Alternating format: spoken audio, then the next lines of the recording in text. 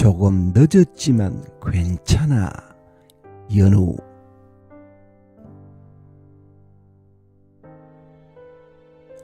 조카만의 규칙. 보이지 않는 선을 그려놓고 나는 넘어오지 말라고 한다. 아이들은 동시에 여러 역할을 수행할 수 있다. 오른손은 송곳니 없는 개의 입, 왼손에는 칼을 쥔다.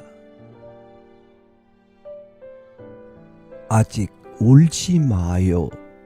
이모가 바라는 걸 구해올게요. 말한다. 무엇을 구해올 거니? 할머니를 구해올 거예요. 어디에서? 할머니 안에서요.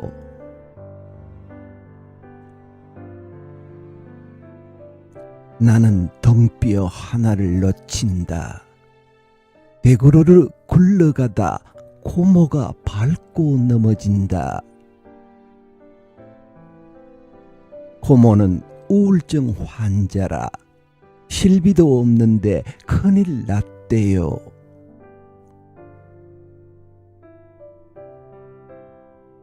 울지 않는 아이들은 씩씩하게 옷장 속에서 튀어나오고 쌓아둔 방석 위로 뛰어내린다. 정말 용감하구나.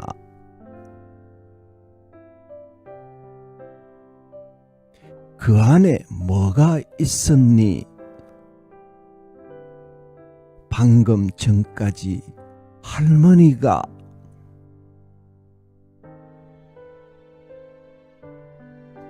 더 낮게 허리를 접는다. 무너지지 않게 손끝으로 아이의 말 밑을 받친다.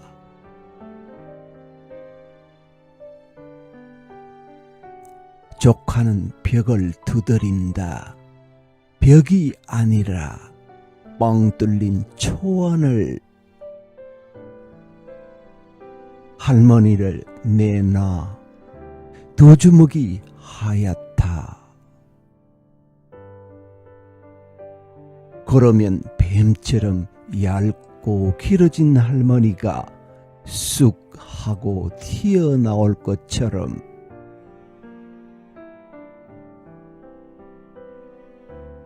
아이는 뛰어다니며 모든 사람들의 표정에 대해 간섭한다.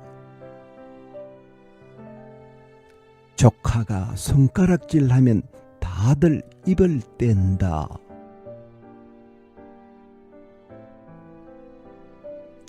밥맛이 좋군요. 비가 오지 않네요. 그제야 주변이 생겨난 것처럼. 조카는 옆 호실에 뛰어들어갔다가 하얀 그릇을 손에 쥐고 나온다. 그건 돌려줘야 한단다. 하지만 어른들이 내게 쥐어줬어요. 밥을 꼭꼭 씹어 먹으라고 했어요.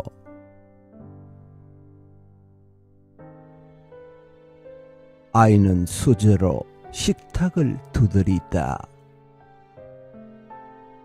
가장 아낀다는 분홍 스티커를 할머니 사진에 붙인다. 내가 정말 아끼던 사람이었어요. 아이니까요. 아이니까. 그래서 더 무섭다. 조카가 내 등을 두드린다. 무언가가 쑥 뼛속에서 나오려는 것처럼. 나는 무릎을 모으고 작아진다.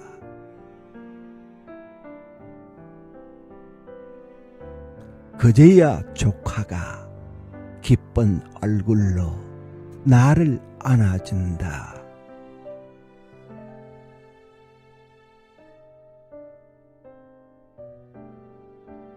정급별 문태준 심사위원의 심사평을 보겠습니다.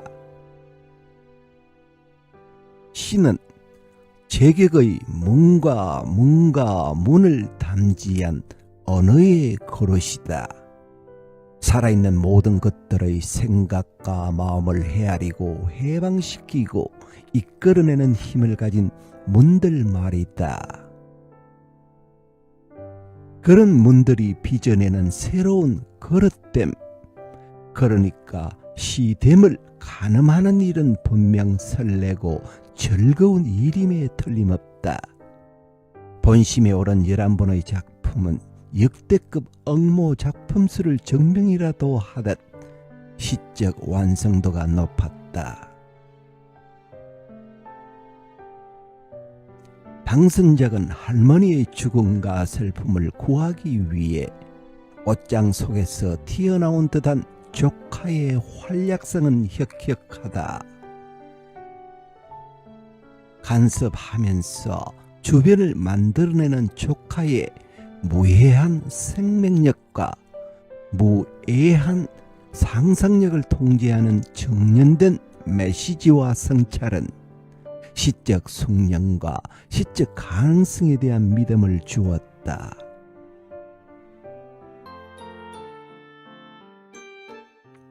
모랑 저수지 성유림.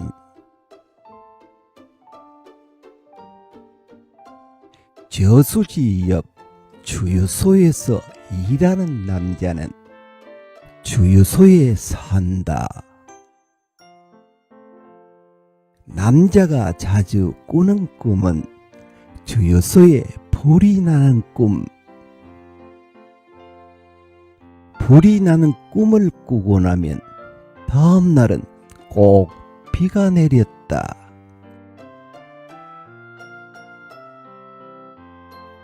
젖은 수건으로 등을 닦으며 그는 생각했다. 샤워를 마치는 순간 잊혀지는 꿈의 장면들에 대해 그는 밤마다 저수지 주변을 걷는다.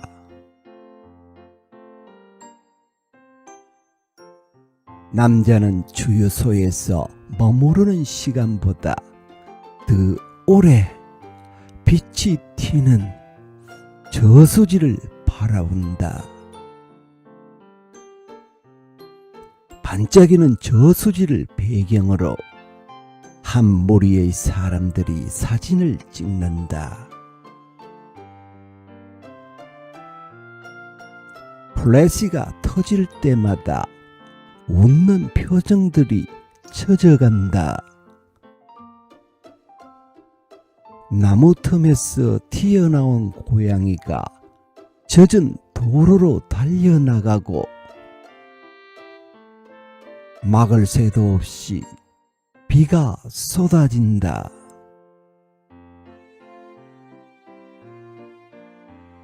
남자의 바로 앞에서 주유소가 타오른다.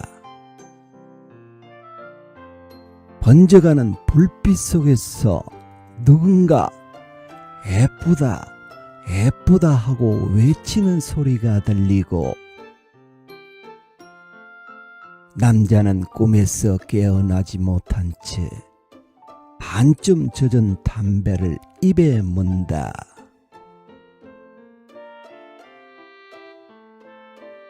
타오르는 것들은 하나도 사라지지 않은 채 서서히 어두운 빛 속에서 눈을 뜬다.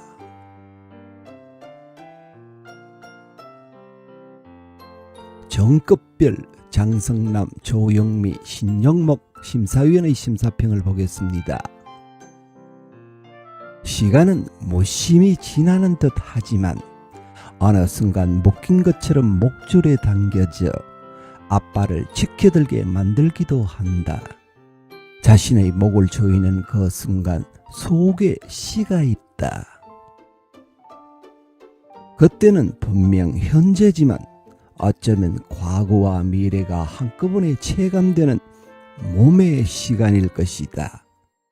달려온 시간과 달려갈 시간을 한꺼번에 보여주는 속도계 같은 것. 그 불가능한 계측의 눈금이 바로 시일 것이다. 당선작은 잔잔한 저수지와 불타는 주유소를 꿈과 현실의 교차 속에서 보여준다. 그런 평온과 재난은 내면의 일이지만 또한 세계의 일기도 해서 우리는 물길과 불길 사이에서 기이한 포란을 함께 겪을 수밖에 없다. 마침내 삶의 모든 순간들이 휘발성을 가지고 있다는 사실에 다다란 뒤에야 시 밖으로 나올 수 있는 것이다.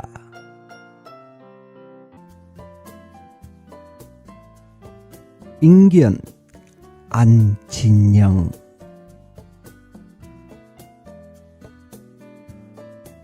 부슬비의 한 종류인가 싶었다. 구름에서 직물 짜는 소리가 들리고 그 틈에서 뚝딱 소나기 한 필이 완성되기도 했으니까.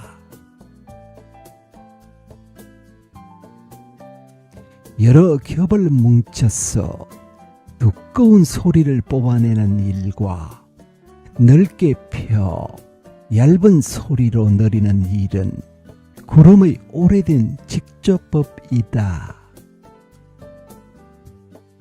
한 덩어리 물을 물조리기에 넣고 따르면 거기 몇십 올의 조금 굵은 직물이 줄줄 흘러나왔다.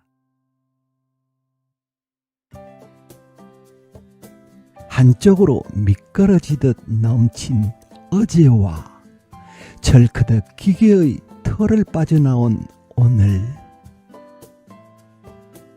부슬부슬 종일 뿌린다는 말, 한 올이라는 말은 모두 여름의 말 같다. 구름이 끝단을 재단하는 오후 내내 나는 어린 나무의 새순 같은 옷감을 고르느라 계절의 숲을 지나온 것 같다. 숲이 기계를 흉내내다 기계가 다시 숲을 흉내낸다고 생각했다.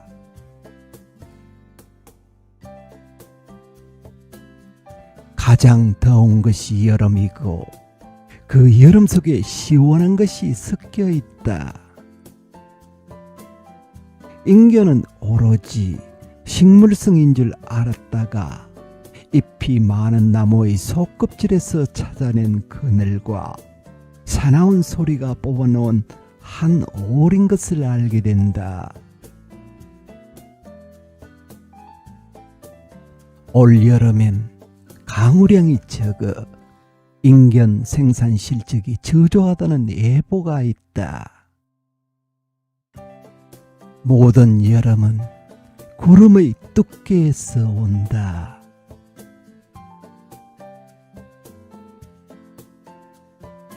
안도현, 문태준 심사위원의 심사평입니다. 당선작으로 시 인견을 선정했다. 여름나라의 구름이 비를 직조하는 일에 대해 오감을 한껏 활용해 쓴 수작이었다. 세심한 언어의 실이 손끝에 느껴졌다. 강우의 저금을 인견의 생산이 저조한 것과 연계하는 상상력은 지금의 현실을 성찰하게 했다.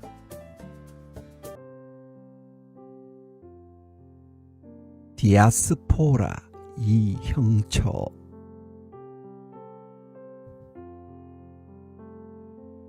우리에게 박물관이 생긴다면 입구는 화물차처럼 만들자.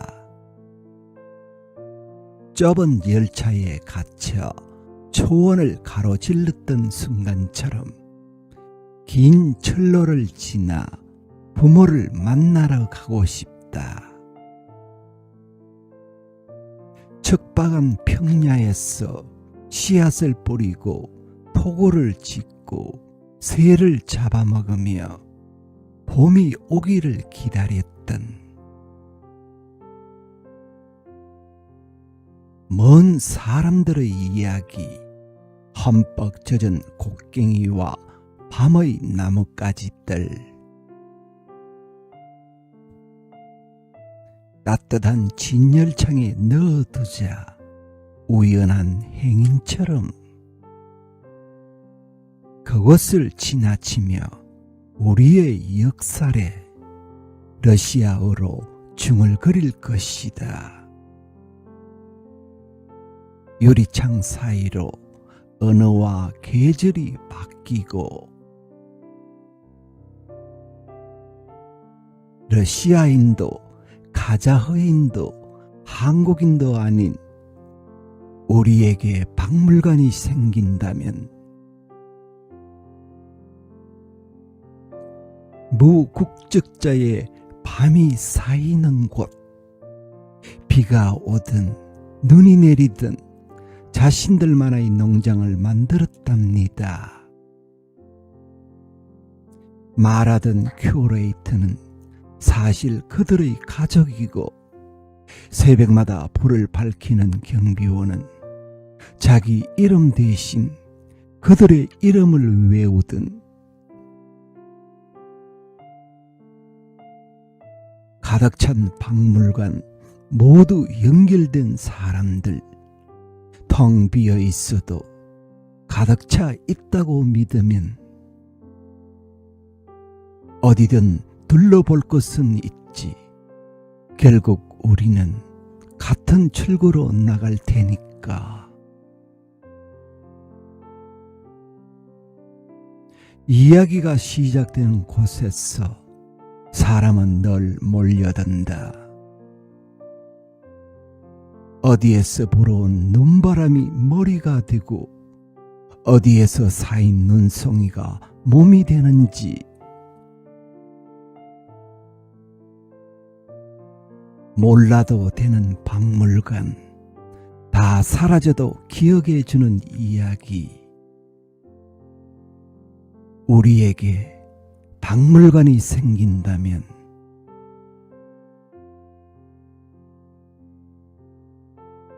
정호승, 조강석 심사위원의 심사평을 보겠습니다. 디아스포라는 활달한 상상력과 더불어 사유를 시적 플롯을 통해 알맞게 조직하는 데 있어 숙련된 솜씨를 선보였다. 매끄럽지 않은 대목이 없었고 시 전체가 환기시키는 디아스포라적 상상력 역시 생경한 관념이나 강변 없이 적실하고 진정하게 전달되었다. 역사적 상상력에 가닿는 시적 상상력의 규모와 넓이, 그리고 예컨대 시의 제목과도 맥락이 닿는 디아스포라를 올해의 당선작으로 내밀기로 결정했다. 쉐어하우스 박은우.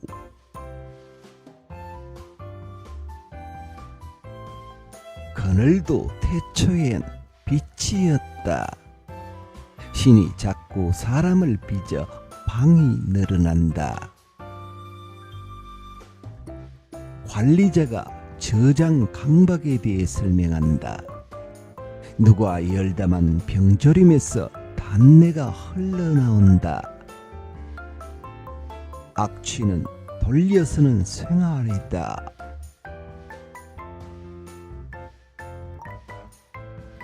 험집을 무늬로 이해한다. 스와핑, 스네일링, 스너클링, 험지.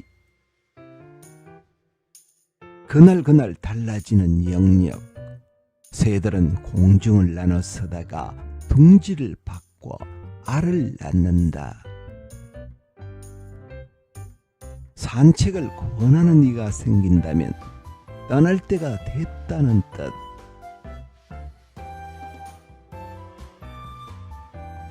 일인분은 양보다 자세의 문제다. 거실 벽지는 띠부띠부 실이 아니다. 스티커를 한 곳에 모아놓고 보면 어른용 캐릭터 셔츠를 닮았다. 바다 비우는 다음 생에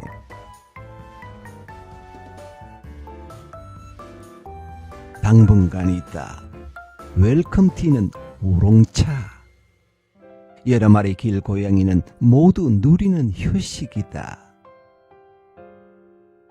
주인 냄새를 지우고 상자 속의 상자가 되는 놀이. 정체성은 넣어두자. 약정된 일조량은 하루 늦게 도착하고 신은 그늘을 살피느라 백반증을 앓는다.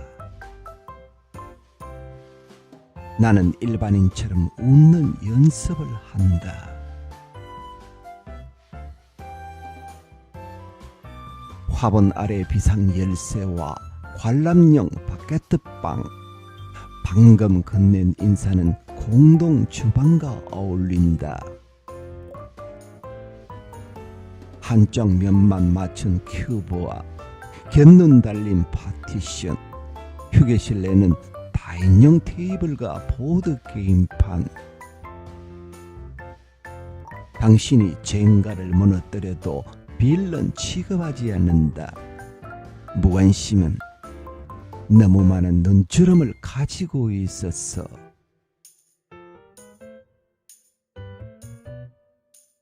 가지를 볶는 중국식 젓가락이나 포도 물밴 앞섭에서 취향을 발견하는 것. 발견하자마자 못 본 척해 주는 것. 발소리마저 죽여 기척을 비인칭으로 표현한다. 모험은 누구나 반기는 소음이다. 초인종을 누르고 싶다면 짐을 꾸릴 때가 됐다는 신호다. 그림자마저 시끄러운 첫 발부터 마지막까지 튜토리얼이다. 길들지 않는 이곳은 여행자가 꾸린 가방 속이다.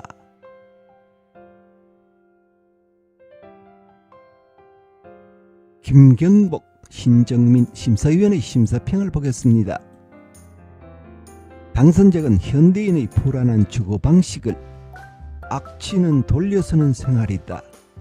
첫발부터 마지막까지 튜토리얼이다 등 촌철 살인의 포착과 깊은 사색을 통해 뿌리 박힌 현대인의 존재 방식을 잘 표현하고 있고,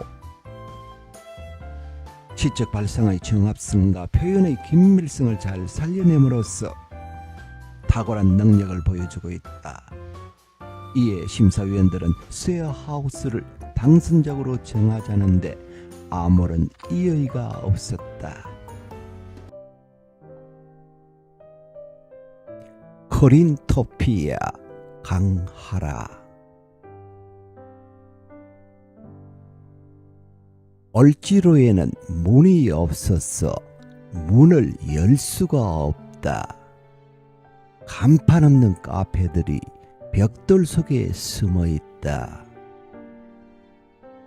그것은 입구라기보다는 오래된 벽의 단면.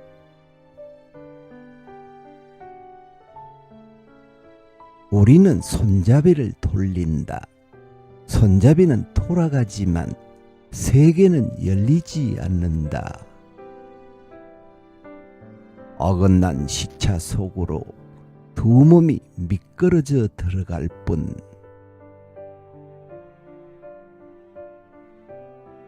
걸으면 할머니는 주머니에서 붉은 실 뭉치를 꺼낸다. 그것을 지도라고 불렀다. 가지 말아야 할 곳들이 가고 싶은 곳들을 지우며 빽빽하게 들어차 있는 그런 건 이제 버리고 싶어. 나는 손을 끌어 할머니를 의자에 앉힌다. 그의 말을 빌리자면 맛대가리 없는 빵.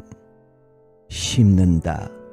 혀가 아리다는 것은 혀가 있다는 뜻일까?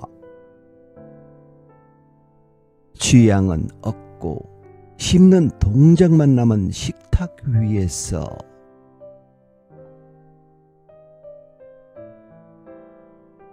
할머니는 계속 뒤로 간다. 뒷걸음질 치는 것이 유일한 이동 방식인 것처럼. 그렇게 스크린 앞으로 도착하고 이민자 여자가 산 정상에 올라 소리 지를 때 할머니는 손수건으로 입을 털어막는다. 단 한 번도 소리쳐 본 적 없는 목구멍이 비명을 삼키고 있었다.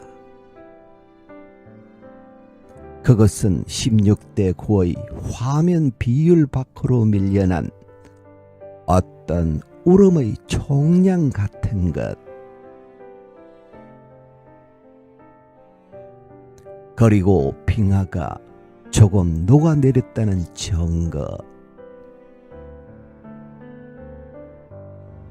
나는 그가 잠든 사이 지도를 훔쳐 세탁기에 넣는다.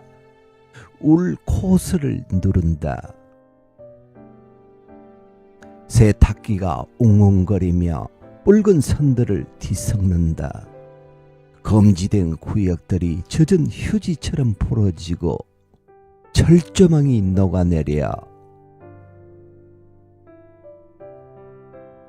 이제는 지도가 아니고 촉촉한 양털 한 뭉치.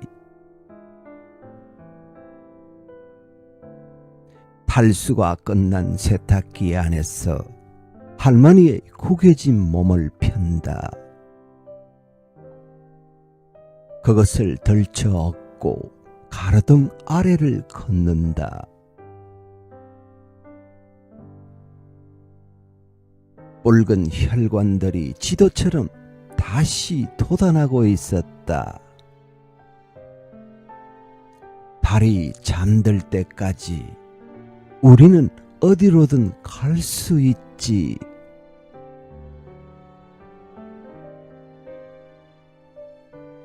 안도현 유승호 심사위원의 심사평을 보겠습니다. 크린토피아는 전문 서비스점에서 세탁기를 돌리는 화자와 먼 옛날 붉은 실뭉치로 지도를 짜던 할머니를 대칭적으로 구성하여 오랜 시간을 사이에 둔 삶의 페이소스를 자아낸 명품이다.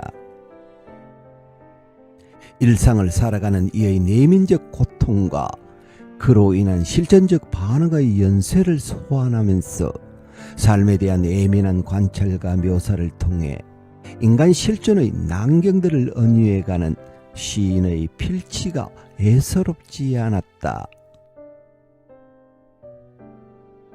낮은 목소리에 얹힌 비명과 울음의 총량이 할머니의 삶으로 이어지면서 비록 열리지 않지만 지도처럼 다시 돋아나는 삶의 역설적 희망을 건네주고 있다. 탈수가 끝난 세탁기 안에서 할머니의 구겨진 몸을 펴는 화자의 마음이 붉은 혈관처럼 감동으로 나직하게 전해진다.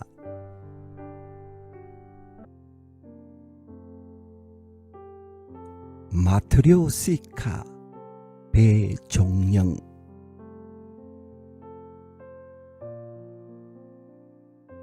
10달 동안이나 엄마 속에 있었으면서도 나는 여전히 엄마를 모른다. 그런데 엄마는 고작 10달 동안 안고 있었음에도 나에 대해서라면 모르는 게 없다.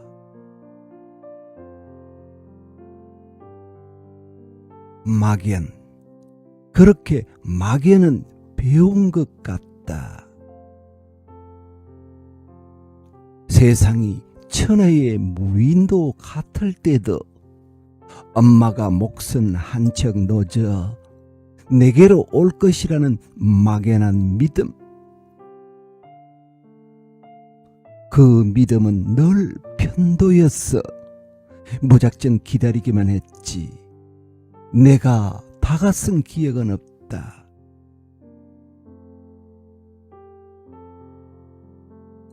없는 곳이 없는 엄마. 나는 늘 그 엄마의 가없는 믿음이었지만 한 번도 그 믿음 되돌려 준 적이 없었다. 인형 속에 똑같은 인형들이 겹겹이 들어있는 마트리오시카. 몇 겹의 엄마를 벗기고 벗겨 나를, 막연한 나를 두었다.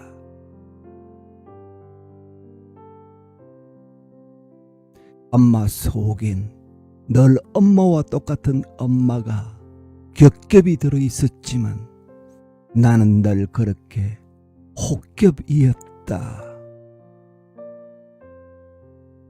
엄마는 엄마 속에 엄마를 숨겨놓고 혹시나 그 엄마 달아 없어질까, 내어줄 엄마가 다 떨어질까 전전긍긍했다.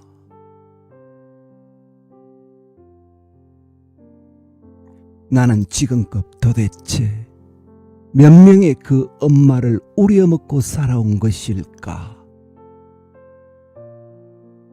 엄마를 떼어낸 내 몸의 흉터들. 어느 날 문득 그 흉터가 저릿저릿 저려온다.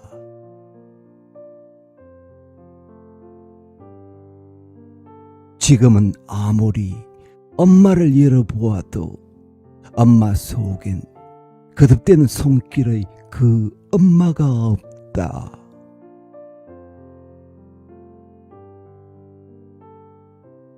이영춘, 이홍섭 심사위원의 심사평을 보겠습니다. 당선작은 러시아의 전통 인형을 소재로 삼아 상상력을 펼쳐나간 작품으로 낮고 지극한 목소리를 통해 애기하고 싶은 이야기를 시로 형성해가는 능력이 돋보였다. 소재의 특성을 주제와 결합하여 나가는 과정도 담백하면서도 흡인력이 있었다. 함께 응모한 작품들 전체에서 오랜 수련이 느껴지는 형성력과 시의 매력 중 하나인 지극함이 조화를 이루고 있어 큰 신뢰를 주었다.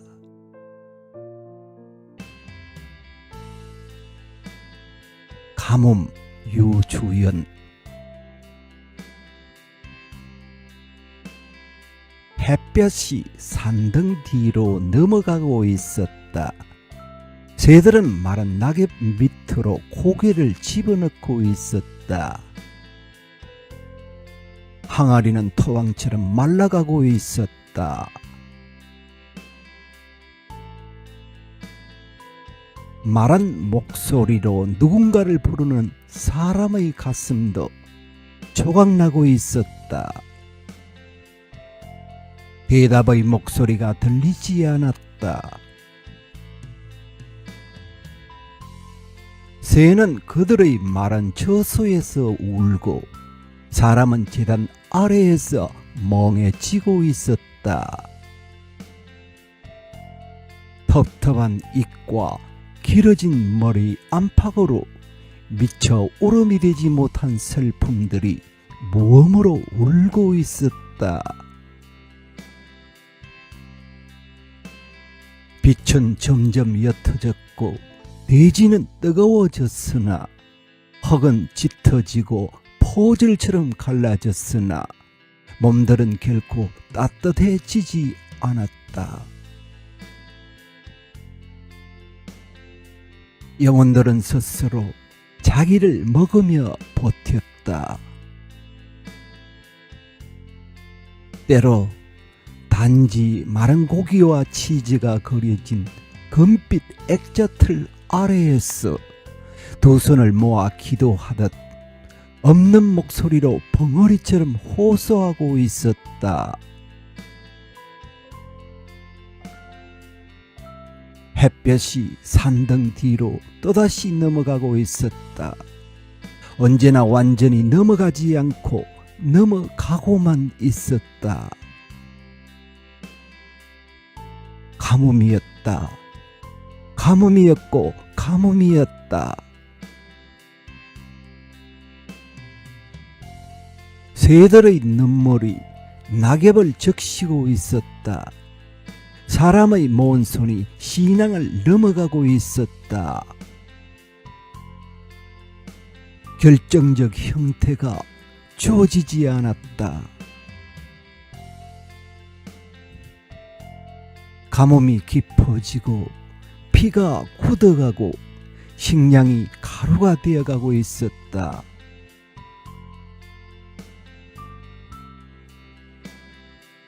나이득, 문태준, 박형준 심사위원의 심사평을 보겠습니다. 물론 시대적인 현실을 반영한 작품도 눈에 띄었다. 인공지능, 레시피, 시니어, 반려, 행성과 같은 시어가 활용된 시편이 꽤 있었다.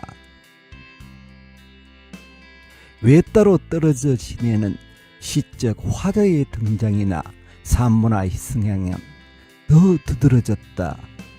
홀령의 출현은 요 몇 해 사이에 나타나고 있는 흥미로운 특징인 듯 했다.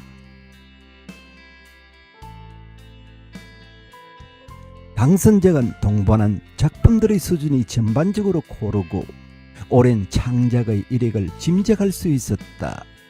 언어를 절제해 여운이 퍼져가도록 공간을 만들면서도 묘사는 묘사대로 정교하고 치밀했다.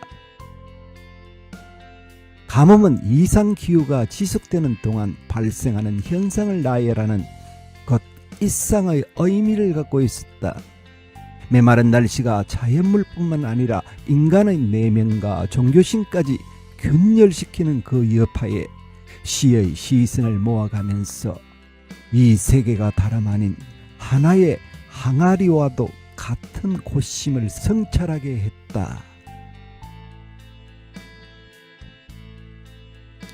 사람의 목소리가 몸이 되고 식량이 가루가 되어가는 사태의 제시는 이 시가 의도하는 메시지를 전달하기에 적절하고 효과적이었다. 무엇보다 시적 상상력이 인본학에 뿌리를 두고 있었어 앞으로 이 분야 선보일 시적 역량을 두텁게 신뢰하게 했다. 파도의 감정, 권라율.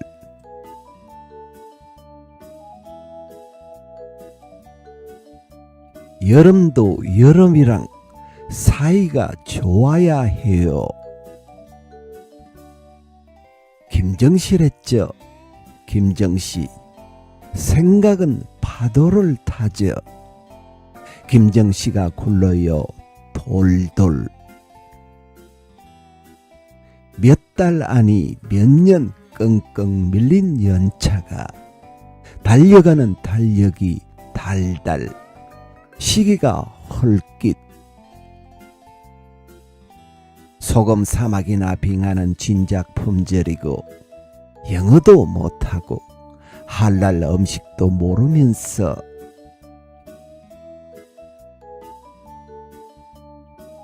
그저 구를 만큼 구르고 싶었어. 파도와 한 몸으로 저오는 붉은 가슴도요. 생각으로도 가슴이 벅차올랐어. 망국기 휘날리는 유람선 가판 뒤에 올라탄 먼지 낀 동네 보스처럼 찻장 가까이 날아드는 불빛에 이물감으로 흔들려요.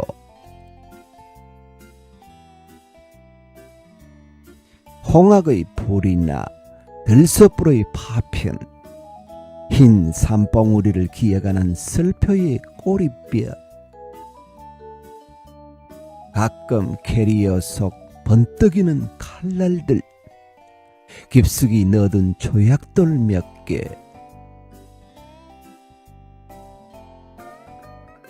퇴근길 당신은 뜨거운 낮에 든 서늘한 목덜미에 화들짝 밤낮이 서로 먼 날이네.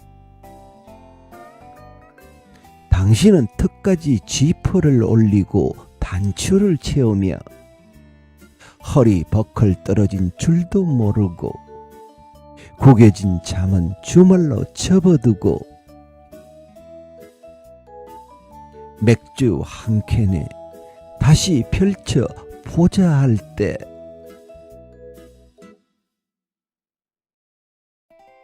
돌돌 툴툴 구르며 어느 선창가 후미진 호텔로 들어가는 캐리어 하나, 아무 방이나 주세요. 당신은 마른 빵 한 조각으로 오줌내 나는 바닥으로 앉아 비로소 캐리어를 열어보려는데 수천 수만 킬로미터 밖에서도 꾹 담은 입술의 여권과 꾹꾹 따라온 여름 저녁이라는 감정.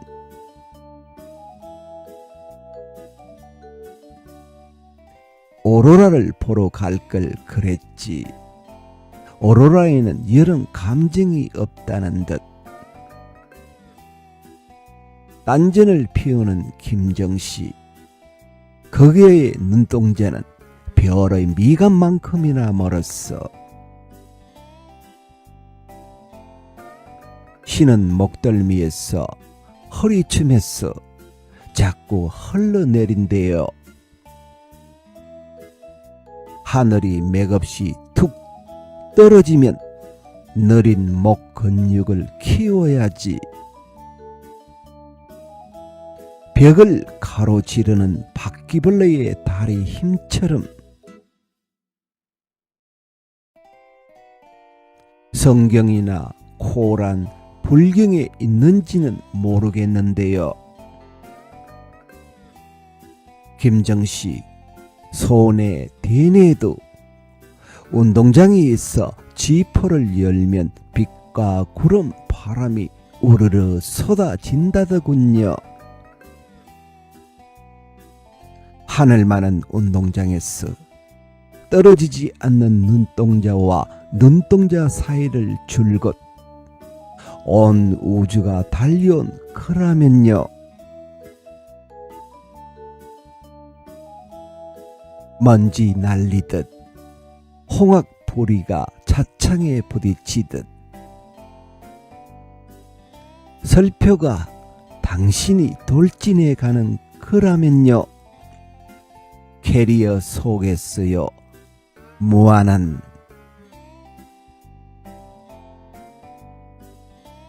김정씨, 도라스 어느 여름 중이신가요? 3시에는 3시의 눈동자가, 5시에는 5시의 눈동자가 성운 사이 흩날리면서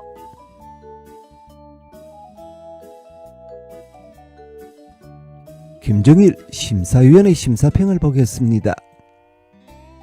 시적 표현과 상상력의 아름다움이 극대화될 수 있는 언어의 전시실을 얼마나 개성적인 설계로 구축하고 있는가를 보다 집중적으로 살폈다. 당선자의 외관은 가벼운 톱배 같았지만 묵직한 탓을 질질 끌고 나아가는 느낌이었다. 제정심이 다른 엉모다들처럼 자신만의 색깔로 시 공간을 경쾌하게 구축하고 있다는 점과 함께 한 가지 더 눈길이 가는 점이 있었다. 시라는 형식이 미지의 오로라를 향해 여행하는 도시라면 돛을 올린 바로 그 자리에 현실의 여름을 닷처럼 깊이 내리고 있었다. 그 무겁고 차가운 닷은 현실 세계와 미적 세계 사이에 균열을 내며 박혀있다. 그 균열 속에서의 첨예한 균형 감각이 다른 엉모제에 비해 조금 더 주목되는 점이었다.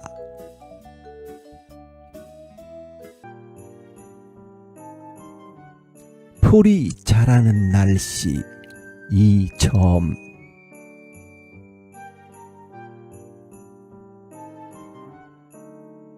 엄마가 주간 보호센터에서 작고 흐린 날씨를 가져온다.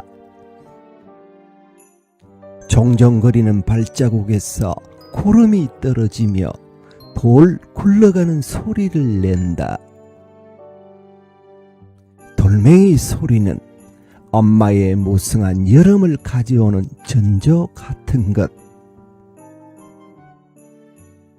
콩잎보다 풀이 더 많은 밭이 따라 들어온다. 여름이 다가오는 방향은 안개로 지은 옷처럼 몽글거리고 흐릿하다. 거실이 비구름으로 가득해진다. 뭉쳐진 구름은 앞과 뒤를 모르는 사이. 식탁 아래 주저앉은 엄마가 풀을 뽑는다. 종일 공부도 하고 그림도 그리고 노래도 하던데 안 피곤해? 때를 놓치면 풀이 동산이 되어 그 말을 들었어 저녁이 풀씨처럼 떨어진다. 동글동글한 불빛이 비추는 손가락 끝에 먼 길. 식탁 아래 펼쳐진 이랑과 고랑이 민달뱅이처럼 고집스럽게 꾸물거린다. 숨이 가빠진 엄마가 방향을 바꾼다. 바닥에서 구름이 일어나는 건 봄이 만들어지는 일, 공중에 풀무덤이 생기는 건 여름이 지나가는 일. 밭 이랑에 바람이 가득했어. 식탁 의자가 이리저리 밀린다.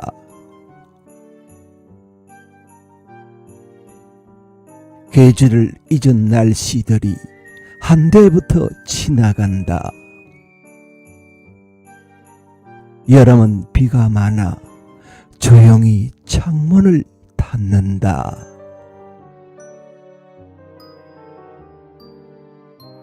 이대현 심사위원의 심사평을 보겠습니다. 당선자가 시를 어떻게 써야 하는지를 알고 있다. 게다가 숙련되었다. 긴 습작 기간을 거쳤을 당선자에게 겨울이 길었던 만큼 꽃 피울 게 많을 거라는 말을 전하고 싶다. 풀이 자라는 날씨 외에 이 편은 문학적 흥결이 거의 없다. 하지만 시가 기교에만 그친다면 그 세계는 작을 것이다. 발을 딛는 땅에 더 밀착한다면 큰 시인이 되리라 본다.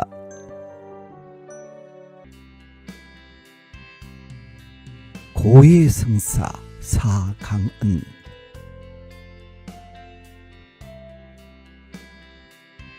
오늘 경찰이 내 집에 들이닥쳤다. 문을 두드리거나 초인종을 누르지도 않고 여기서 뭐 하시는 거예요? 내가 할 말을 경찰이 했다. 이러시면 어떻게 해요? 분명 내가 해야 할 말 같은데 나를 연행했다. 아무것도 안 했는데 수갑을 채우고 서로 데려갔다. 원래 이런 식으로 이러십니다. 생각해보니 드라마나 영화에서 그랬던 것 같기도. 그것들은 현실에 기반한 이야기니까. 이런 식이 맞는 것 같기도. 죄는 나의 것이고 벌은 경찰의 것이라 했다. 역할은 바뀔 수 없었어. 그 사실 역시 바뀌지 않을 거라 했다. 묵비권을 행사할 수 있다 해놓고 나 먼저 말해보라 했다. 아무것도 알려준 적 없으면서 대답하라 했다. 하지 않은 일을 하지 않았다고 증명하라 했다. 언제 어디서 일어난 일인지 말해주지도 않고 알리바이를 성립시키라 했다. 나는 드릴 말씀이 없었다. 취조는 인정할 때까지 계속됐지만 알지 못하는 일을 인정할 수 없었다. 나는 할 수 있는 게 없었어. 불쌍하게 눈물을 뚝뚝 흘렸다. 그러자 유리창 건너편에 있던 다른 경찰이 들어오더니 증거가 없어서 풀어드린다고, 원래 법이 그렇다고 한숨을 푹푹 내쉬었다. 이것도 어딘가 많이 본 장면 같았어. 감사합니다 대신 나도 모르게 죄송합니다 소리가 나왔고, 경찰서는 문 닫을 시간이 됐다. 조사실 밖 마지막 계단까지 내려가 바닥에 도착하자 더 이상 경찰서가 아니었다. 그때 평생 지었던 죄가 모조리 기억났다. 손목에는 수갑 자국이 희미하게 남아 있었다. 나는 내일 자수할 예정이다.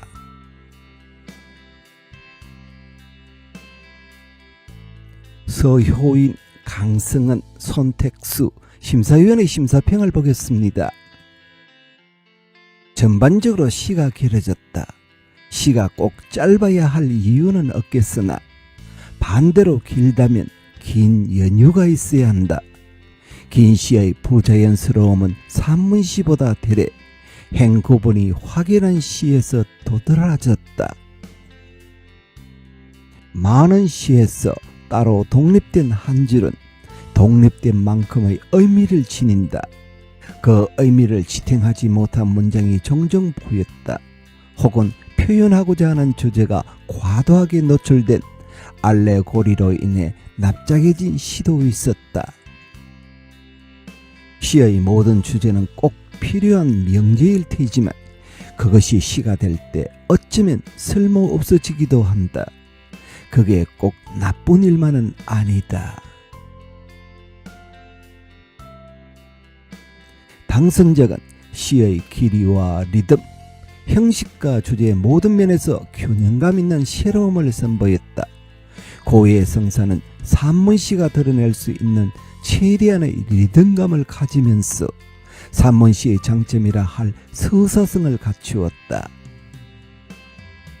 명징한 메시지를 유연하게 풀어가는 능력과 희미한 상징을 또렷하게 표현하는 감각이 새로 태어날 시인에게 신뢰를 보내게 한다.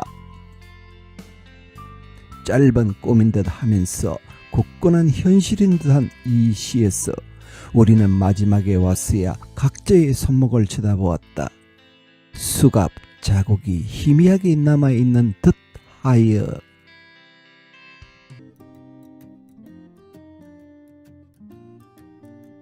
묘사의 밀도 김유진. 저기 해오리가 있을 것이다.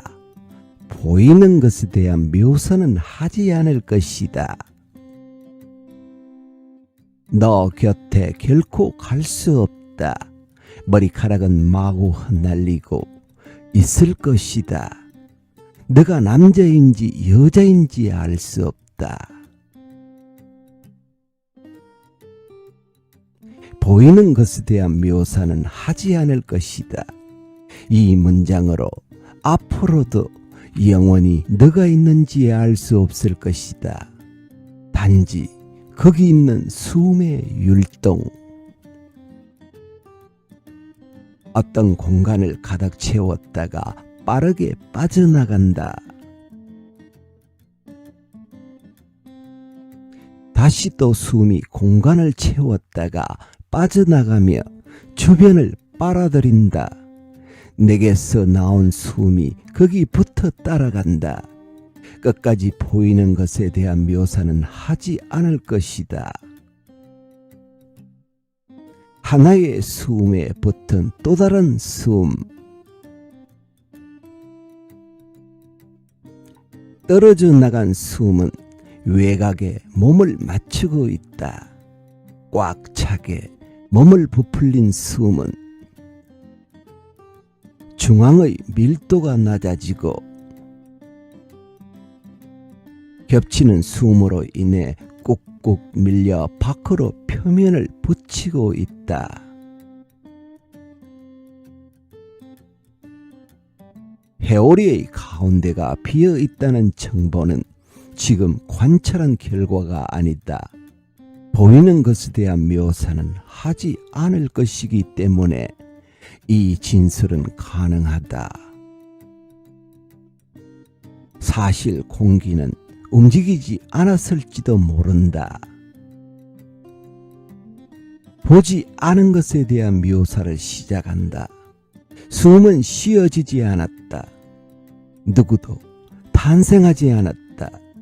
우리는 끝끝내 닿지 않았다. 보지 않은 것에 대한 묘사는 우리가 공간을 가진 적이 없다고 한다. 보지 않은 것들은 우리가 회오리를 거친 적이 없다고 지시한다. 보이지 않는 지시는 우리가 서로의 존재를 확신하지 못한다고 하는데, 젖어 있다고 바람이 불고 천이 벌럭이고 떠나는 것들이 늘 있었다고 우리는 소통한다. 묘사는 없을 것이다. 단절된 분노, 애상, 환희, 격정들이 가득 찼다. 비워진다. 우리는 품었던 것뿐이다. 아니다. 우리는 품었던 적이 없다고 묘사는 말한다. 우리는 공간의 격동을 거치고 살아남은 적이 없게 된다. 기억은 묘사가 아니다. 보이는 것을 묘사하지 않기로 한 기억 때문에 우리는 여기 남았다.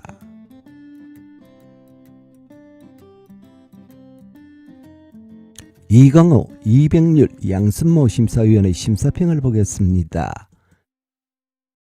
안정적인 문장들이 지성적으로 구성되며 환기하는 긴장감과 서정성은 독자로 하여금 저마다 보이지 않던 것을 보이게 하고 또 느끼게 하며 결국엔 다시금 비우게끔 만들 수 있을 것 같았다. 그 결과가 고작 기억일 뿐이라 하더라도 묘사의 밀도를 충분히 느끼며 통과한 이들은 그것이 결코 고작이 아님을 확신할 수 있을 것이다.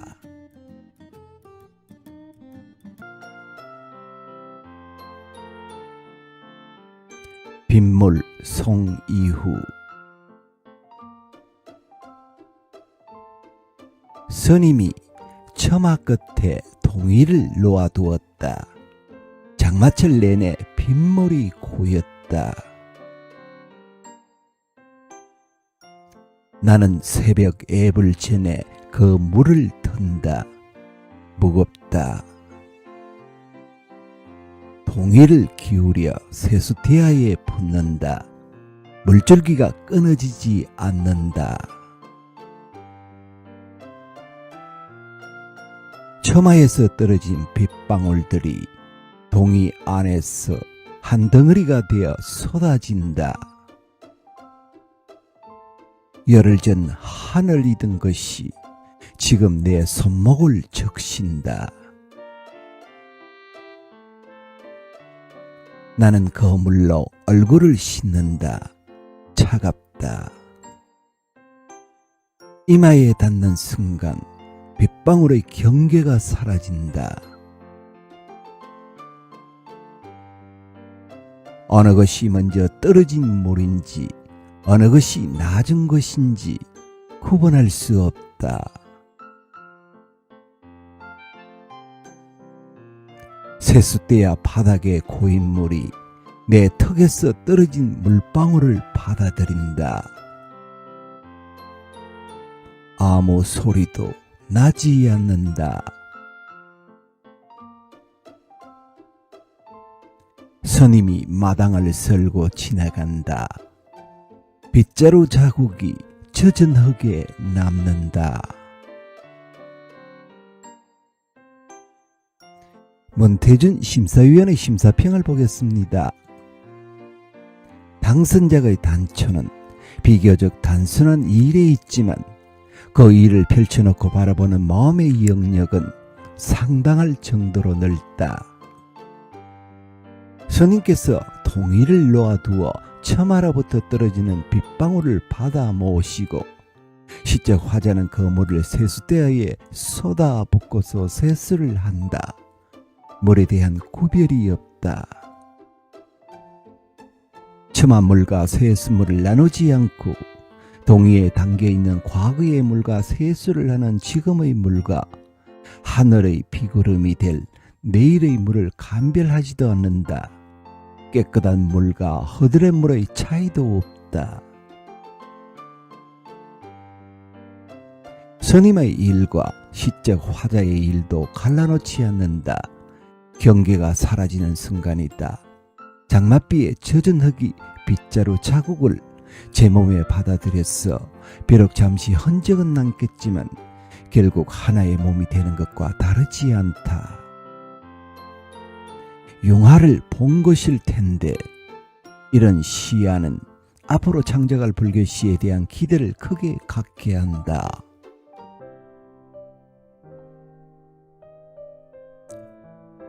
공간으로 새 말하기 이현정.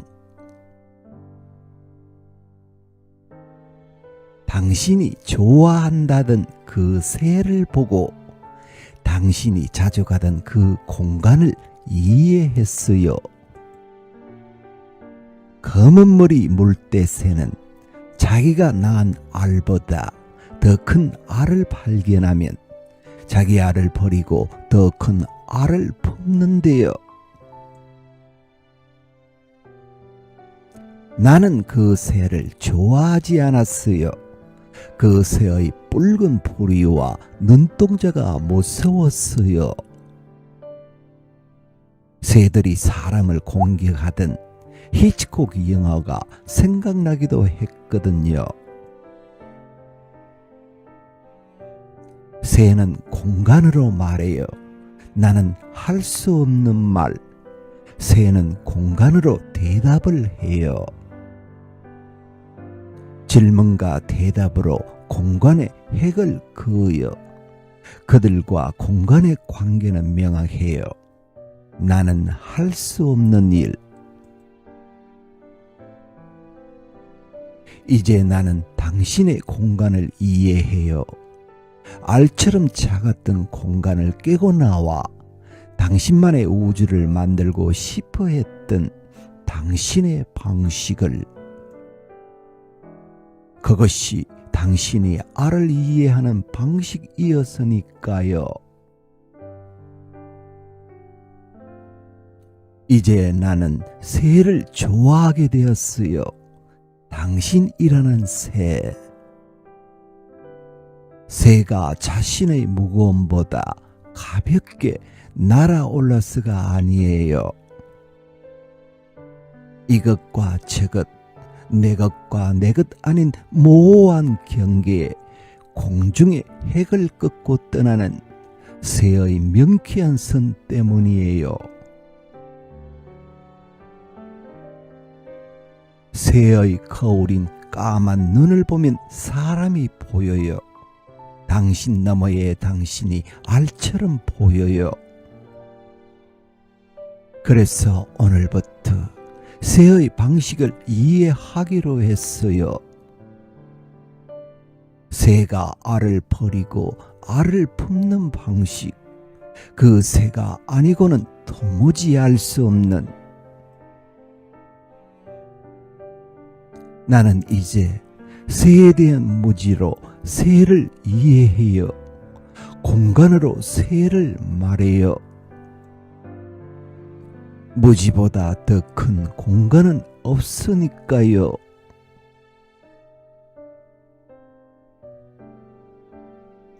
심사위원의 심사평을 보겠습니다. 당선작은 시를 끌고 나가는 힘이 미더운 작품이다.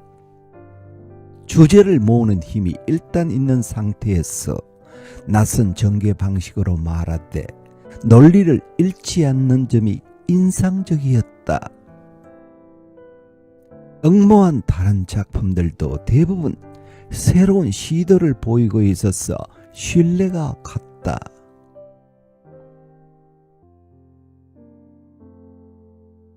사과가 맛없을 때 김미월.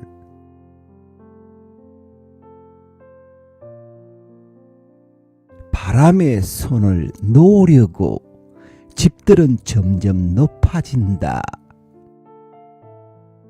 받침문의 표정으로 나를 만지는 아이들이 술래를 피해 바다로 간다. 멀리 헤엄쳐 가는 어이자들, 기다리는 것은 당연한 저녁이었을까?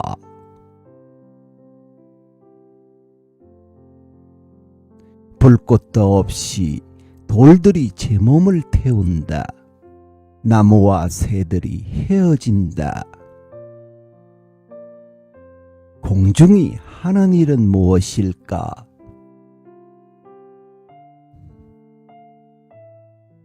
그림자만 기어다니는 거리. 두고 간 것들로 남은 것들이 촉촉하다.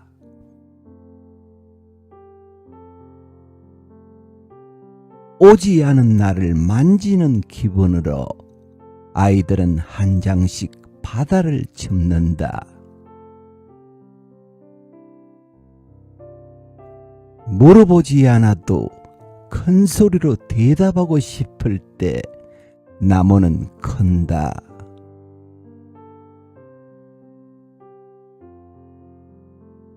김언희, 박준 심사위원의 심사평을 보겠습니다.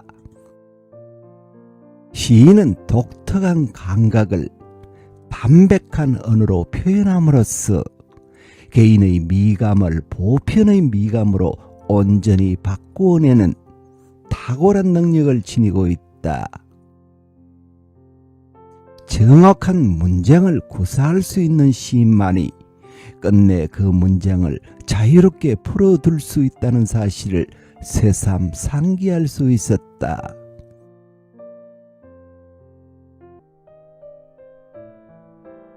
백지와 백기, 김미희. 여기서 마음껏 놀고 있어.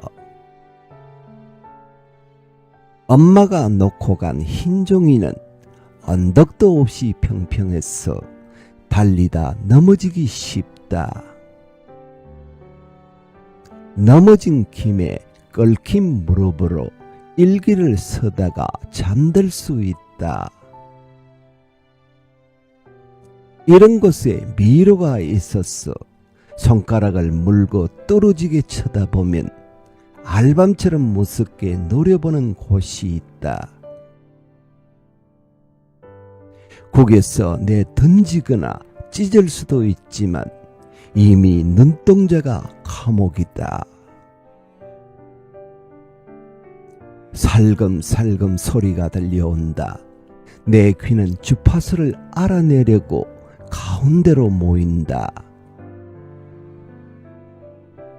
산수풀 떠들썩 팔랑나비가 온갖 향기와 빛의 주인인 것처럼 더 깊숙한 천여림으로 접어든다. 나무 한 그루를 심고 숲을 기대할 수 있는 풍경이 있었어. 나는 오솔길을 찾아다닌다. 울음이 앙칼진 길 고양이의 영역까지 침범하면 뒤돌아 나오고 뒤돌아 나오는 후회가 기본값이다.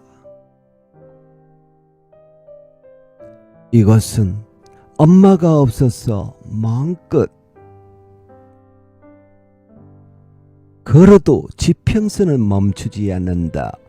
매일 새로운 백지가 도착한다. 80년을 걸었어. 너리의 서성을 만날 수 있을까? 들어가는 문이 있어서 들어가면 나가는 문을 만들어야 하는 목수가 되어 있다. 방향이 없다. 살 씻는 소리가 들리는데 저녁이 없다. 창문이 보이는데 창문 안에 가정이 없다. 나침반 이전의 들판에서 나는 사탕 몇 알 훔치다 뽀잡힌 아이가 되어 손톱을 물어뜯는다. 마디 없는 흰손이 부끄러워서 눈을 내리깔지만 이미 설명을 앓는다. 뺨을 맞지도 않았는데 하얗게 질렸어. 가장 자신있게 백기를 들어올리고 싶다. 이 네모의 링을 손수건처럼 흔들고 싶다. 영도의 평면을 걸어 나오는 점이 보인다. 나는 구조되는 중인가? 이것은 엄마가 없었어. 나는 엄마가 아니다. 나는 사방에 노출되어 있었어. 어느 쪽으로 서 있어도 반성이 결말인데 영도의 평면을 걸어오는 점이 점점 홀쭉해진다. 나에게 다가오는 홀쭉한 점이 내 발을 끌어당기려 했어. 넘어질 것 같다. 내 그림자 때문에 나는 메비우스의 띠로 여태 노는 중이다.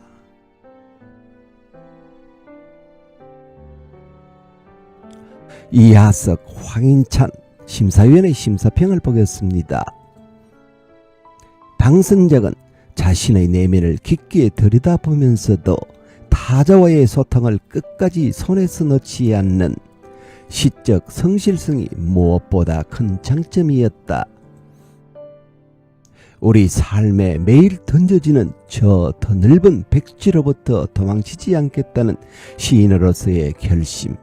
그러나 그것과 겨루고 싸우는 대신 차라리 백기를 들어 올리며 무상한 삶과 자유롭게 놀겠다는 시인으로서의 배포가 매력적으로 다가왔다. 시인이란 결국 세상에 지는 자일 따름이다. 그러나 그 패배가 결코 패배로 그치지 않도록 하는 자이기도 하다. 당선자가 앞으로도 백지와 더불어 계속 싸워나갈 수 있기를.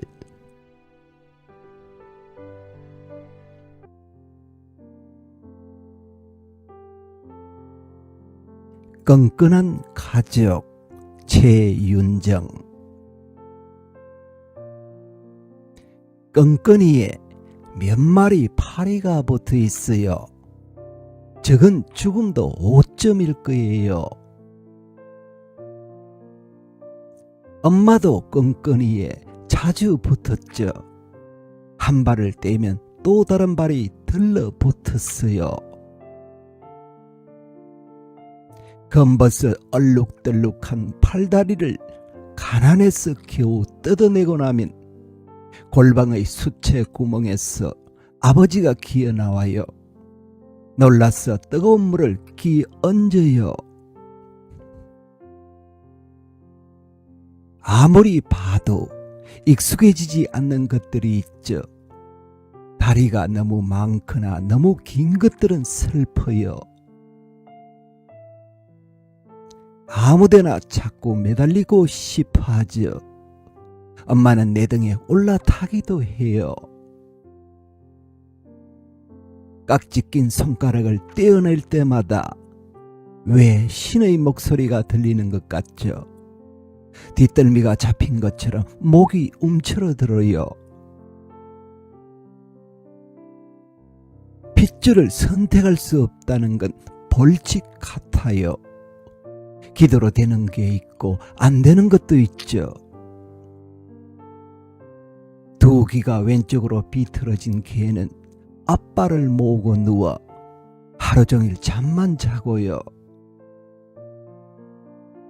나는 귀퉁이가 해진 아버지를 모아 새로 아버지를 만들죠. 반듯해진 그는 이력서에서 나오자마자 다시 너덜너덜해지네요. 속옷을 또 뒤집어 입었네요. 킥킥. 당신이 몰래 꽃씨를 뿌리고 다니는 건 비밀로 할게요. 우리 가족도 뭔가 하나쯤은 함께 할 수 있잖아요. 엄마가 밥통 속 환한 빛을 바닥까지 끌고 담아요. 우리는 서리건 십자가들을 골라내어 거론 옆에 모아두었죠. 기도를 열심히 하면 울기도 하잖아요. 집 구석마다 곰팡이가 단란하게 피어있는 오늘 밤이 꼭 그런 기분이죠. 누군가 밟고 지나간 반지하의 하늘이 창으로 밀려들어요. 우리는 각자의 벽에 들러붙어 삭삭 눈이 부신 쪽으로 밤새 빌었어요.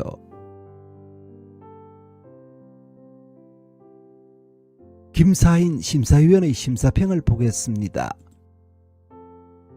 영화 기생충을 연상시키는 가난한 도시 가게의 비참을 가볍고 쿨한 터치로 오히려 더 아프게 새겨내는 당선작은 놀이인 듯 탐구인 듯 생각과 말을 풀고 거두어가는 솜씨가 이미 신인답지 않게 유리하고 자연스럽다.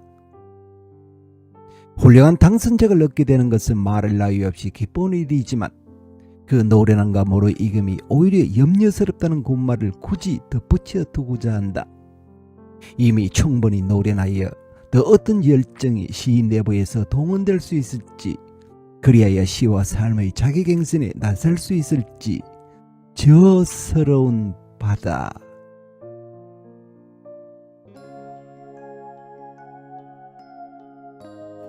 원탁 최언영. 원탁을 드린다. 앉을 사람이 오지 않을지도 모르는. 계란은 삶아 놓는다. 깨지는 것을 싫어할지도 몰라.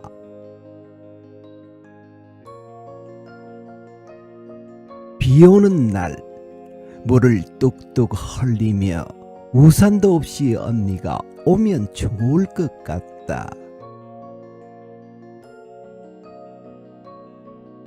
머리카락을 한 올 한 올 닦아주고 원탁으로 걸어당겨 따뜻한 감자 서포를 한 그릇 먹게 하고 할 이야기가 없으면 울다가 잠들었던 이야기라도 나누면서 저녁이면 모여드는 어느 집 식탁처럼 서로 옆구리를 찌르며 끼어 앉았어. 불에 구운 가지에 양념을 붓다가 흘리기도 하고 이야기를 늘어놓는 얼굴들, 흩어져 목청을 높이는 붉은 목소리들,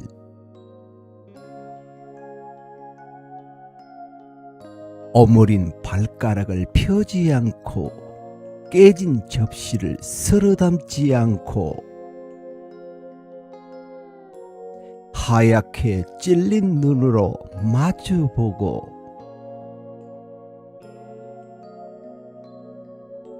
서로의 등에 모르는 글자를 새기고 지나간 밤은 잊어버린다. 저녁이 원탁에 모이면 좋겠다.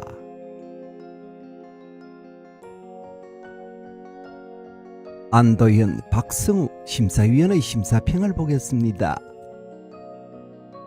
원탁은 소통 불능의 시들이 넘쳐나는 작금에 긍정적이고 따뜻한 어떤 세계를 펼쳐 보이는 점을 높이 샀다. 시가 독자에게 작은 위로와 토닥거림이 될 수도 있다는 것을 이 시는 보여준다.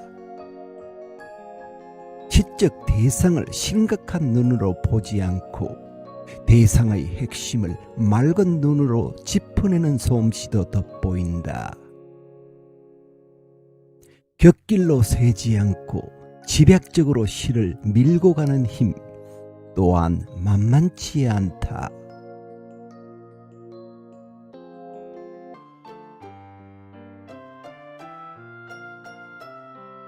기화 김경숙. 가을비엔 오래전 가뭄의 얼룩이 숨어 있습니다. 달빛은 달 그림자라는 얼룩, 햇빛은 해 그늘이라는 얼룩. 시간은 모든 것을 지우지만 얼룩을 완전히 지우지는 못합니다.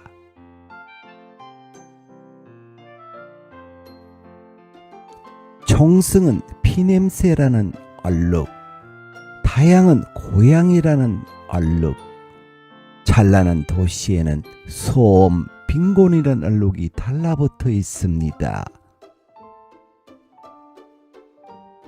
모든 열매에는 꽃냄새라는 얼룩이 있어 어떤 강한 세척제로 빨아도 지워지지 않습니다.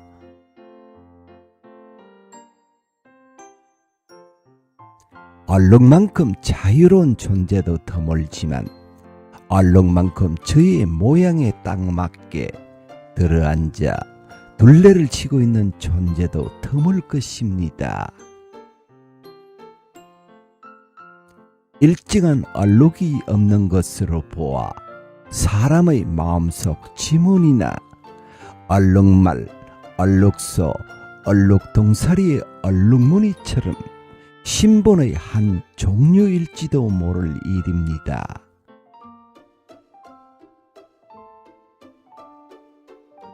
조금 울적할 때면 마음속 얼룩을 뒤적거려 봅니다.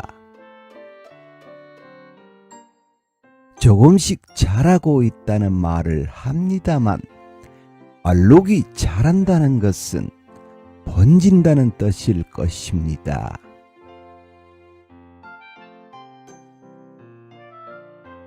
그렇게 번지는 얼룩은 더 넓은 초원을 태우며 지나가기도 하고 파란 사과에 들어가 조금씩 빨간색으로 변하기도 합니다. 가끔 만나는 얼룩을 한눈에 알아보지 못해 얼룩무늬로 착각할 때도 있습니다.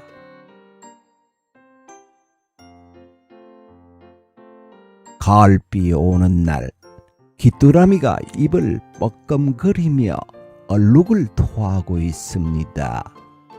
걱정하지 않으려 합니다. 매일매일 서로서로 더 성숙해가는 배열일 뿐이니까요.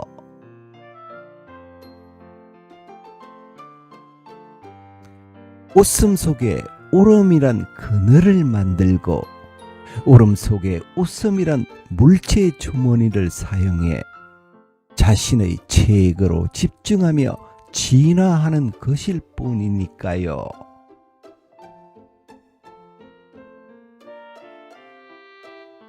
심사위원의 심사평을 보겠습니다. 당선작은 가을비엔 오래전 가뭄의 얼룩이 숨어 있습니다라는 시의 첫 행으로 시작한 얼룩에 대한 언어를 잘 풀어내고 있다.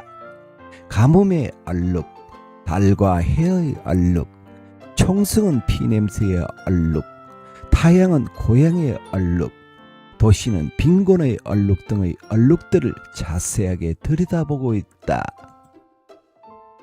좁게는 한 개인의 역사의식의 얼룩인 동시에 넓게는 우리 사회의 어두운 역사의 얼룩을 얘기하면서 그 흔적을 말끔히 지울 수는 없지만 언젠가는 그 얼룩의 흔적을 보면서 그리워하고 아픔을 되새겨 보기도 한다는 것이다.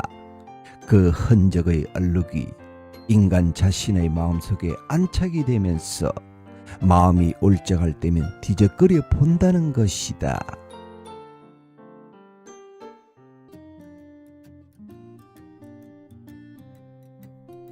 졸업반 김남주.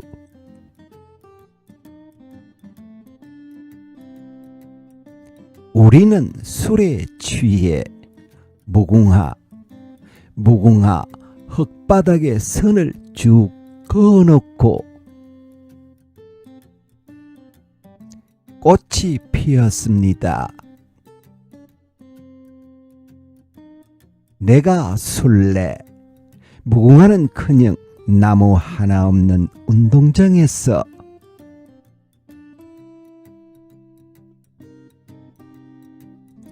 너희들은 내게 다가온다.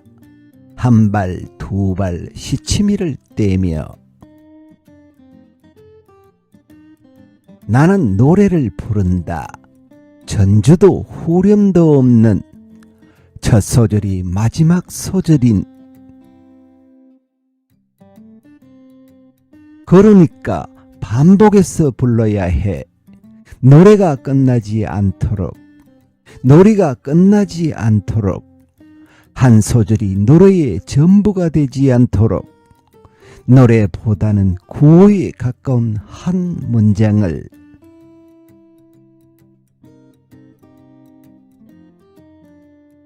우리는 집에 들어가지 않는다. 집안에는 우리가 없다.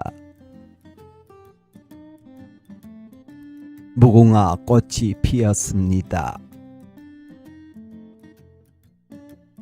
등 뒤의 인기척, 무엇인가 오고 있다. 손가락과 손가락이 끊어지는 서늘함.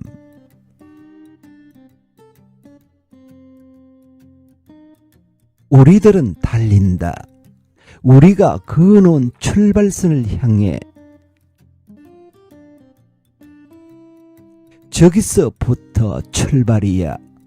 몇 번이고 뒤를 돌아보는.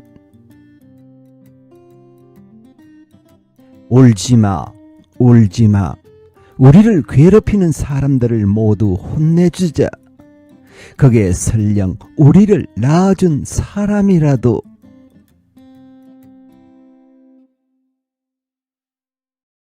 이 도시는 깨끗해서 외롭고 무엇인가 오고 있어. 쉴 틈 없이 쏟아지는 재난 경보 문자들, 일기예보처럼 읽어내는 재난 말고 고개를 돌릴 때마다 선명해지는 나를 웃기기 위한 해괴한 표정과 자세 말고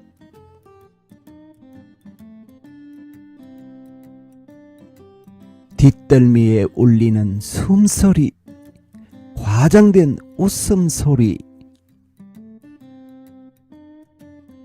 오고 있어.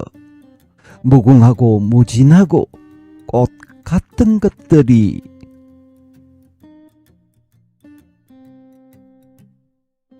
심사위원의 심사평을 보겠습니다. 졸업반 당선자는 투고한 5편의 작품 모두 리듬감과 생동감 덕에 읽으면 읽을수록 또 읽고 싶게 만든다는 의견이 있었고, 엄숙함에서 벗어난 자유로운 시적 태도가 돋보인다는 의견이 있었고, 이미지와 이미지 사이 시적 긴장을 효과적으로 유지하는 과감한 진술이 인상적이라는 의견이 있었고, 시의 묘사에 관해 더 깊은 고민을 해보면 좋겠다는 의견도 있었습니다.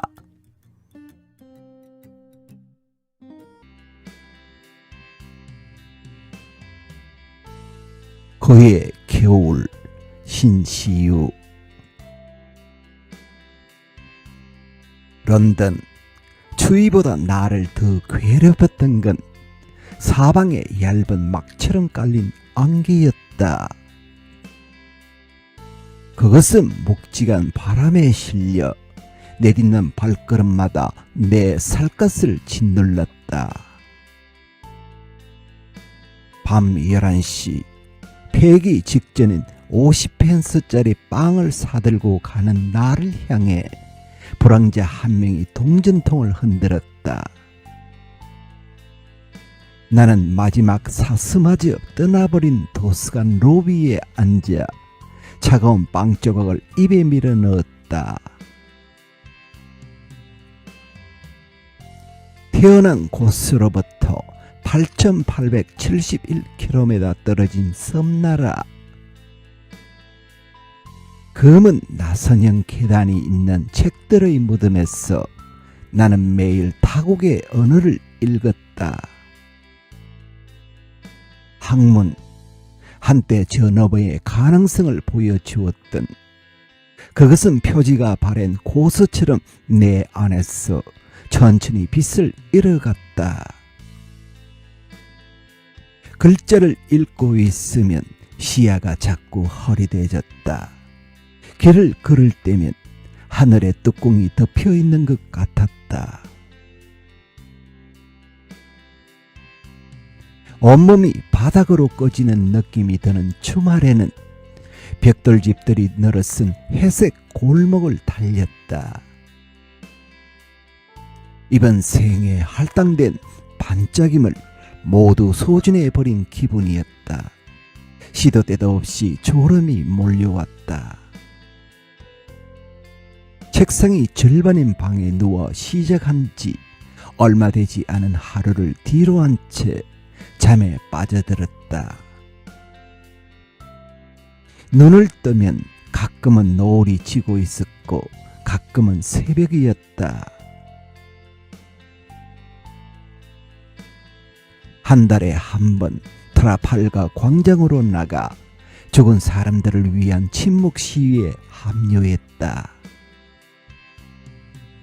붉은 피켓을 들고 상기된 표정의 관광객들 앞에 서 있으면 몸의 일부가 바람이 되어 날아갈 것 같았다.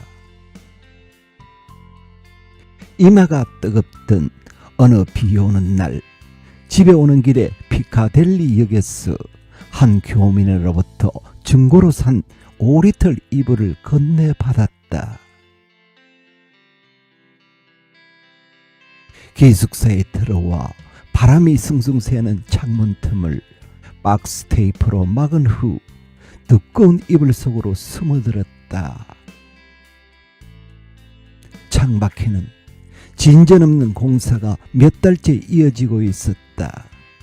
생일날 쇼프에서 산 1파운드짜리 케이크를 책상에 올려놓고 어떤 소원을 빌지 생각했다. 아무것도 떠오르지 않았다. 그날 이후 아침에 눈을 뜨면 방에서 작은 물건들이 하나씩 사라져 있었다. 잃어버린 물건을 찾다 보면 수업 시간이 다 되어 있었다. 대마초 냄새가 풍기는 기숙사 복도를 지나 금령가의 인파를 헤치고 리버풀가 역으로 내려가는 에스컬레이터를 타면 무수히 많은 갈래로 나눠지는 사람들이 보였다. 머리카락 뭉치들이 나뒹구는 역사를 지나 동굴처럼 입을 벌린 터널로 들어갔다. 좁은 플랫폼에 사람들이 빼곡하게 줄지어 서 있었다. 한 대, 두 대, 세 대, 새빨간 튜브가 2분에 한 번씩 굉음과 함께 들이닥쳤다. 줄의 앞부분에 이르면 열차가 발끝을 스치고 지나가는 상상이 어김없이 찾아왔다. 내 차례가 되어 열차에 몸을 실었다. 사람들 틈에서 신호가 터지지 않는 휴대전화를 멍하니 바라보았다. 목적지는 홀번역. 오르다 도로 내려오기를 반복한 도서관의 검은 나선형 계단이 나를 기다리고 있었다. 매일 나는 그곳으로 갔다. 무수히 많은 글자와 허무와 안개가 있는 곳으로. 심사위원의 심사평을 보겠습니다. 당선작은 시가 요구하는 온갖 요소를 갖췄다. 시적 파격과 시의 모범을 두고 한 작품을 선정하게 되었다. 그의 시적 공간은 타국이다. 단기적으로 해외에 머무는 여행자가 아니라 해외 거주자로서의 시적 공간을 의미한다. 외로움과 불안, 소외감을 그만의 미학적 감각으로 표현한 점이 전례 없이 독창적이었다.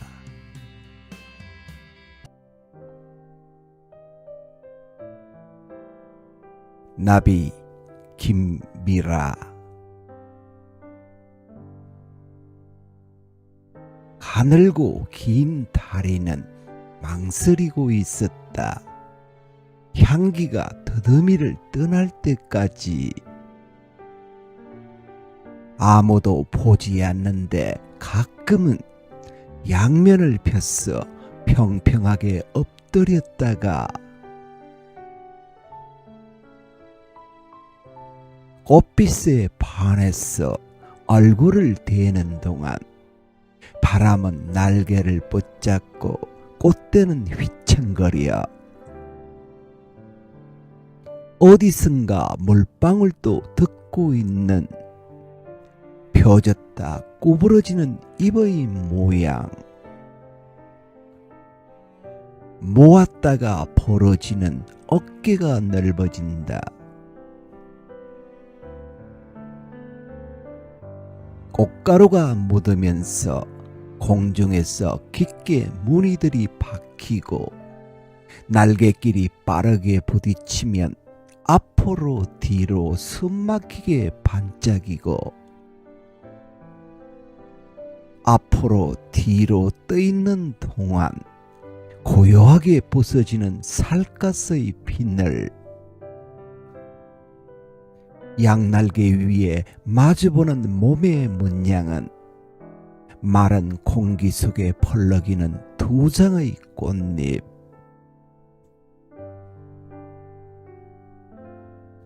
후드득 떨어질 것 같다가 구불거리며 솟구치다가 따사롭게 앉아있다가 날아갈까 날아갈까 날아가는 나비. 심사위원의 심사평을 보겠습니다. 엉모작 대부분은 거대 담론이나 시대적 소명의식이 잘 드러나지 않아 아쉬움이 컸다.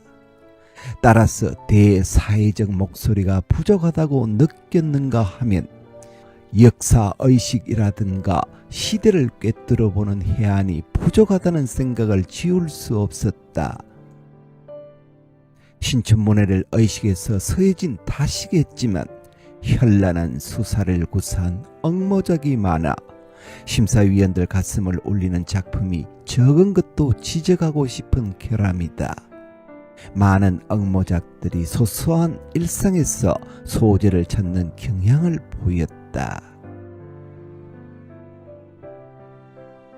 그렇다고 해서 대부분 엉모자들의 문학에 대한 혹은 시에 대한 이해의 깊이가 상당한 수준에 이르고 있다고 보여졌다. 시에 대한 끝없는 탐구와 사물의 본질에 다하려는 노력이 엿보이는 점은 한국 시단의 발전을 위해 고무적인 현상이라고 생각되었다. 특히 당선작 나비의 마지막 연의 날아갈까 날아갈까 날아가는 나비가 보여주는 상승 이미지가 경인 일보 새의 첫 지면을 장식하는데 부족함이 없다고 생각하게 되었다.